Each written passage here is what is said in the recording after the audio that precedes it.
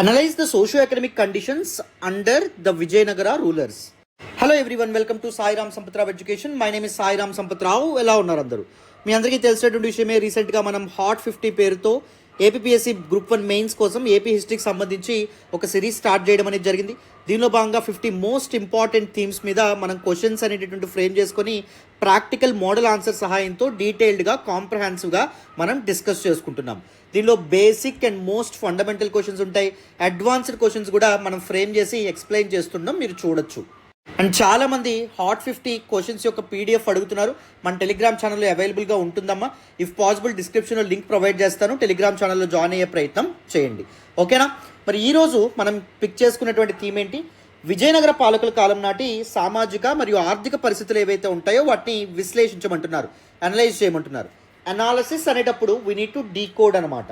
So మరి ఈ particular థీమ్కి ఏ విధంగా ఆన్సర్ చేయాలనే విషయాన్ని నేను ఇప్పుడు ఎక్స్ప్లెయిన్ చేస్తాను. ఒక ప్రాపర్ ఎంబలిష్మెంట్ ఎలా డ్రా చేయొచ్చు, ఒక మ్యాప్ సెంట్రిక్ రిప్రజెంటేషన్ అనేటువంటిది ఏ విధంగా ఇవ్వచ్చు, మన ఇంప్రెషన్ మేనేజ్మెంట్ స్ట్రాటజీని ఉపయోగించి చక్కనైనటువంటి ఆన్సర్ని ఏ విధంగా రాయొచ్చో కూడా నేను చెప్పే ప్రయత్నం చేస్తాను.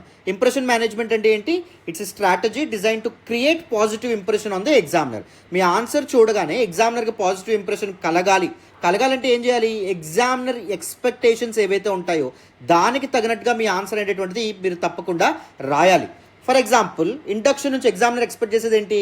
This particular induction crisp and షార్ట్గా ఉండాలని చెప్పి ఎక్స్పెక్ట్ చేస్తారు, అండ్ దాంతోపాటుగా రిలవెంట్గా ఉండాలని చెప్పి ఎక్స్పెక్ట్ చేస్తారు. సో అందుకే మనం ద మేజర్ థీమ్ ఏదైతే ఉందో దాన్ని కాన్షియస్గా ఇండక్షన్లో మెన్షన్ చేస్తే బాగుంటుంది, లేకపోతే హిస్టారియన్ కామెంట్స్ ఏవైతే ఉంటాయో వాటిని ఇండక్షన్లో కానీ కన్క్లూజన్లో కానీ వాడితే బాగుంటుంది, లేకపోతే foreign travellers and their accounts ఏవైతే ఉంటాయో వాటితో స్టార్ట్ చేసినా బాగుంటుంది, లేకపోతే విజయనగర ఎంపైర్ యొక్క important rulers, dynamic rulers like Srikrishnadevaraya and their patronage towards literature and దాంతోపాటు వాళ్ళ రిలీజియస్ టాలరెన్స్, వీటితో ఆన్సర్ స్టార్ట్ చేసినా చాలా మంచి ఇంప్రెషన్ అనేటువంటిది ఉంటుంది.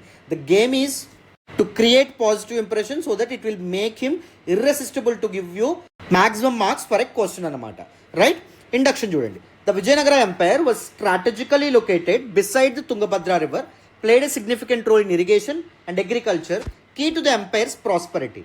మనం హిస్టరీ అండ్ జాగ్రఫీ రెండు ఇంటర్లింక్ అవుతాయి కాబట్టి జాగ్రఫికల్ లొకేషన్ ఏదైతే ఉందో, strategical location of Vijayanagara empire ఏదైతే ఉందో అది విజయనగర పీపుల్ యొక్క ప్రాస్పరిటీకి ఏ విధంగా దారితీయడం అనేది జరిగిందనే విధంగా మనం స్టార్ట్ చేయడం అనేది జరిగింది. ఎందుకంటే అనాలిసిస్ అన్నారు కాబట్టి ఈ రకంగా ఇంటర్లింక్ చేస్తే చాలా బాగుంటుంది. History always shaped by geography and the geographical resources. ఉదాహరణకి India is a land of diversity అని చెప్పి అంటారు. భారతదేశంలో విభిన్నత్వం ఏదైతే ఉందో మనకు కనిపించడం అనేది జరుగుతుంది. ఎందుకు? India is culturally very diverse. India geographically very diverse కాబట్టి కల్చరల్లీ వెరీ డైవర్స్. ఇండియా మన భారతదేశాన్ని మనం ఉపఖండంగా సబ్ కాంటినెంట్గా కూడా పిలవడం అనేది జరుగుతుంది. ఎందుకు సబ్ కాంటినెంట్గా పిలుస్తాం? All the continental geographical features ఏవైతే ఉంటాయో, మౌంటైన్స్ కనిపిస్తాయి, రివర్ ప్లేన్స్ కనిపిస్తాయి, ప్లాటోస్ కనిపిస్తాయి, డిజర్ట్స్ మనకు కనిపిస్తాయి, కోస్టల్ రీజన్స్ మనకు కనిపిస్తాయి. ఆల్ దీస్ థింగ్స్ అనేటటువంటి మన ఇండియాలో కనిపించడం వల్ల ఇండియా జాగ్రఫికల్లీ వెరీ డైవర్స్ అవ్వడం వల్ల కల్చరల్లీ కూడా వెరీ డైవర్స్గా మారడం అనేది జరిగింది. The same way the fertile Tungabhadra river plains ఏవైతే ఉంటాయో ఈ ప్రాంతంలో విజయనగర ఎంపైర్ ఎస్టాబ్లిష్ కాబడడం వల్ల అగ్రికల్చర్ అనేటటువంటి సస్టైన్ అవ్వడం అనేది జరిగింది, వర్ధిల్లడం అనేది జరిగింది, ప్రాస్పరిటీ అనేటువంటిది కూడా సాధ్యపడడం అనేటువంటిది జరిగింది. సో ఆ విధంగా మనం ఇంటర్లింక్ చేసి చాలా చక్కనైనటువంటి ఇండక్షన్ ఏదైతే ఉందో అది ఫ్రేమ్ చేసాం. సోషల్ కండిషన్స్ అనేటటువంటివి చూడండి. ముందుగా మనం ఒక ఇక్కడ ఇంపార్టెంట్ ఎంబలిష్మెంట్ ఏదైతే ఉందో, డయాగ్రామ్ ఏదైతే ఉందో అది వేసాము. విజయనగర కింగ్డమ్ ఏదైతే ఉందో దాన్ని రిప్రజెంట్ చేస్తూ సోషల్ కండిషన్స్లో first cost system. They upheld the rigid caste hierarchy with Brahmins occupying high positions in administration, religion and education. Kshatriyas, Vaishyas, Shudras ఎవరైతే ఉన్నారో వాళ్ళు కూడా వాళ్ళ యొక్క రోల్స్ అనేటువంటి ఫుల్ఫిల్ చేయడం అనేది జరిగింది. సో సొసైటీ ఒక స్ట్రక్చర్ అండ్ ఆర్గనైజ్డ్గా మారడం అనేది జరిగింది. ప్రాపర్ డివిజన్ ఆఫ్ లేబర్ ఏదైతే ఉందో అది కూడా సాధ్యపడడం అనేది జరిగింది. Women status, women had a limited role. Primarily domestic స్పియర్లోనే మహిళలు ఎవరైతే ఉంటారో మహిళల స్థానాలు అనేటివి ఉన్నాయి, but they enjoyed religious freedoms as well. And Gangadevi's Madhura Vijayam వాళ్ళు లిటరీ కంట్రిబ్యూషన్స్తో కూడా ముందుకు రావడం అనేది జరిగింది మహిళలు. అండ్ దాంతోపాటు తిరుమలాంబాస్ వరదాంబిక పరిణయం ఏదైతే ఉందో కన్నడ లిటరేచర్లో ఒక పినాకిల్ కింద మనం చెప్పొచ్చు. Religious diversity, while Hinduism was the dominant religion, the practice religious tolerance. Hinduism ఏదైతే ఉందో అది వాళ్ళు సపోర్ట్ చేసి ముందుకు తీసుకెళ్ళినటువంటి ముఖ్యమైనటువంటి మతమైనప్పటికీ పరమత సహనాన్ని వాళ్ళు పాటించడం అనేటువంటిది జరిగింది. జైన అండ్ దాంతోపాటు ఇస్లామిక్ రిలీజియన్స్ ఏవైతే ఉంటాయో వాటిని కూడా వీళ్ళు సపోర్ట్ చేయడం అనేటువంటి కమ్యూనిటీస్ని కూడా వీళ్ళు సపోర్ట్ చేయడం అనేటువంటిది జరిగిందమ్మా, అవునా? ఉదాహరణకి Srikrishnadevaraya fostered unity through the patronage of both Hindu and Muslim communities. Dietary practices as well, వీళ్ళు డైవర్స్ డైటరీ ప్రాక్టీసెస్ ఏవైతే ఉంటాయో వాటిని ఫాలో అవ్వడం అనేటటువంటి జరిగింది. Especially rice, millets, spices like pepper, cardamom, వీటిని ఎక్కువగా సేవించేవాళ్ళు. It also influenced by the empire's trade connections. So diverse trade connections అనేవి ఉండడం వల్ల వీళ్ళ capital Hampi actually connected with many global centres like Persia, Portugal etcetera. So ఈ trade connections అనేటటువంటి ఉండడం వల్ల కూడా డైటరీ ప్రాక్టీసెస్లో కూడా చాలా డైవర్సిటీ అనేటటువంటి మనం చూడొచ్చు. అండ్ రీజనల్ అగ్రికల్చరల్ ప్రాక్టీసెస్కి అనుగుణంగా కూడా వీళ్ళ ఆహార పద్ధతులు ఏవైతే ఉంటాయో మారుతూ రావడం అనేది జరిగింది. Education culture temples were central to education. Temples ఏవైతే ఉంటాయో కల్చరల్ హబ్స్ కింద ట్రాన్స్ఫార్మ్ అవ్వడం అనేటటువంటి జరిగింది. సాంస్క్రిట్ నేర్చుకోవడం కానీ లేకపోతే వేదిక్ టెక్స్ట్ని స్టడీ చేయడం కానీ వీళ్ళ యొక్క జీవన విధానంలో ఒక భాగంగా మారడం అనేది జరిగింది. కృష్ణదేవరాయస్ court Bhuvana Vijayam was home to Ashtadiggajas, 8 elite పోయిట్స్గా మనం చెప్పొచ్చు.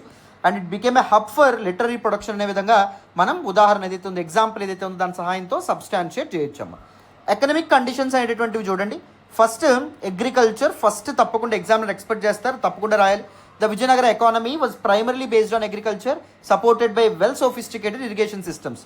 Tungabhadra dam construction, pushkarini tank construction, వీటిని ఉదాహరణలుగా వాడుతూ మనం ప్రాపర్ సబ్స్టాన్షియేషన్తో కూడా ముందుకు రావచ్చమ్మా.